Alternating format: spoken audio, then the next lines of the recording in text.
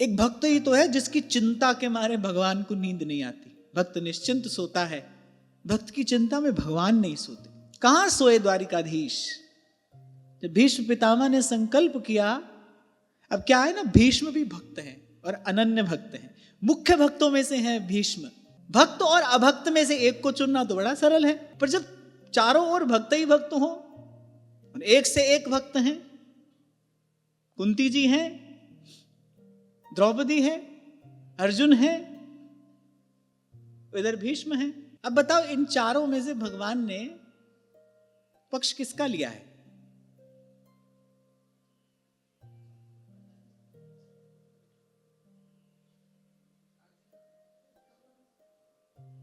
किसका पक्ष लिया?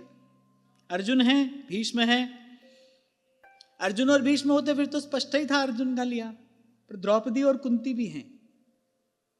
किसका पक्ष लिया भगवान ने? हाँ, भगवान ने यहां द्रौपदी का पक्ष लिया है। अर्जुन की हानि से बड़ी चिंता द्रौपदी को दिए वचन की है। और ऐसा क्यों है? इसका भी कारण है। ऐसा क्यों है? द्रौपदी का पक्ष क्यों लिया? अर्जुन भी सब छोड़कर कृष्ण को स्वीकार किए हैं। कथा का चिंतन करने से ये बात अनुभव में आती है। जब ये चीरहरण की दुर्घटना घटी, कौन कल्पना कर सकता है श्री द्रौपदी जी के हृदय की पीड़ा की? कोई नहीं कर सकता। आप विचार करिए, वो याज्ञसेनी है, यज्ञ कुंड से उनका प्राकट्य हुआ है, महान पतिव्रता, परम सती।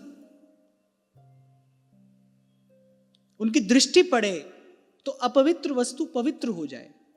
ऐसा पवित्र श्री द्रौपदी जी का जीवन है, ऐसी पवित्रता है, वो मूर्तिमान पवित्रता है।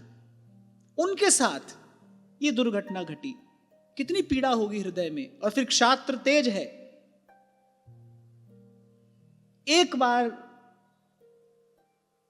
बार श्री द्वारिकाधीश ने कहा, द्रौपदी इन सबको क्षमा कर दो।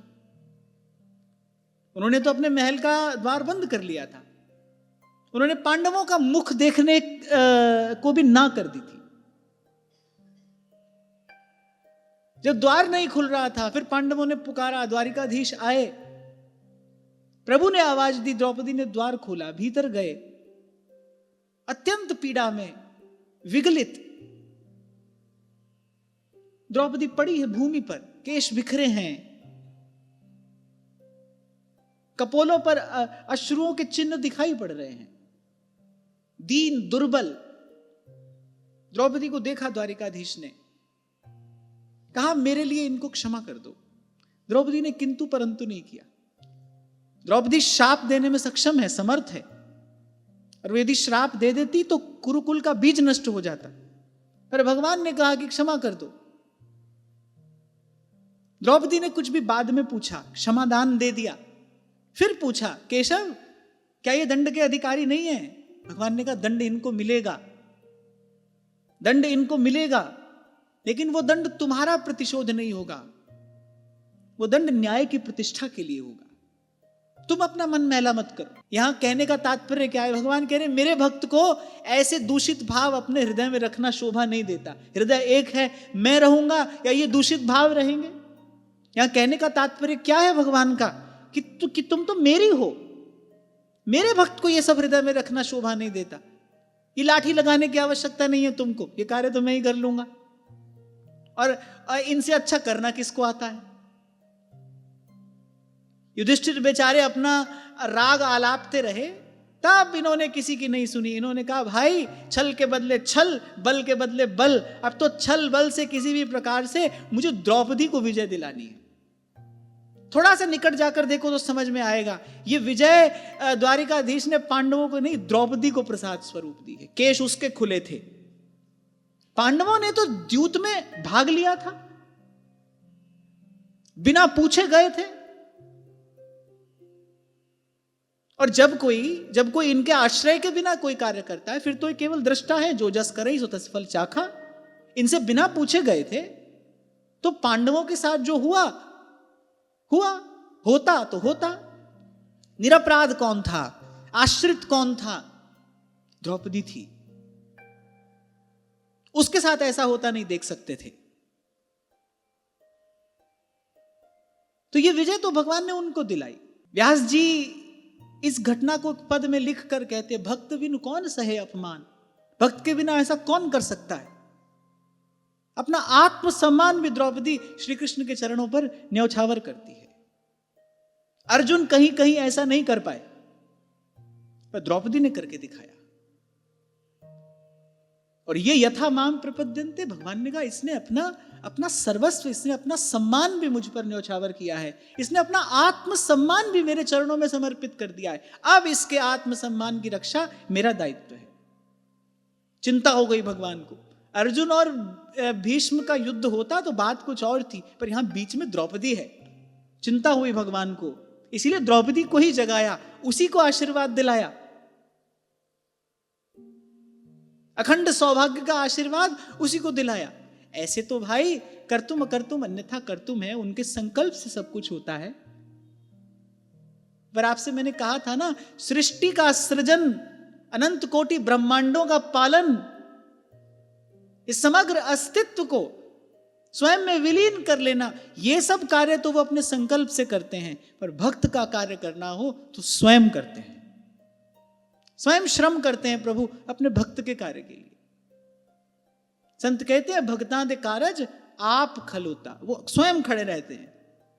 और दिखाया श्री ठाकुर जी ने, सारे संसार ने देखा। स्वयं भीष्म ने जब आशीर्वाद दे दिया तब कहा कि ठीक है, अब मुझे ये बताओ कौन लाया है तुमको, वो कहां है। समझ गए वो, ये किसका कार्य हो सकता है। बाहर आकर जब देखा तो ड्योढ़ी का रंग निराला था, पीतांबर का घूंघट ओढ़े वहां खड़ा बांसुरी वाला था। पर भीष्म को किसी भी बात की अब चिंता नहीं है। उन्होंने कहा कि जब ये द्रौपदी से कहा, जब ये तेरा पक्ष ले ही चुके हैं, फिर अब क्या किसी की प्रतिज्ञा, क्या किसी का सामर्थ्य। क्योंकि एकमात्र ये ऐसे हैं जो किसी भी प्रकार के श्राप या वरदान को कभी भी निष्फल कर सकते हैं। एकमात्र प्रभु ऐसे हैं। तो हो सके तो एक बार जीवन की एक बाजी इनके नाम पर खेल कर देखो। जो करावे सुई करना, यही सबसे पवित्रतम भाव है भक्ति का अभ्यास करने के लिए। प्रभु आपके अतिरिक्त कुछ और नहीं चाहिए। आपके अतिरिक्त सब कुछ पाया। कितनी बार इंद्र बने होंगे, कितनी बार गधा घोड़ा बने होंगे, सब कुछ पाया है। विस्मृति हो गई ये बात दूसरी है, लेकिन आपके अतिरिक्त प्रभु सब कुछ कितनी बार पाया, लेकिन तृप्ति नहीं हुई, भटकते रहे। अब सब छोड़कर केवल आपकी इच्छा है, अब सब छोड़कर केवल आपको चाहते हैं।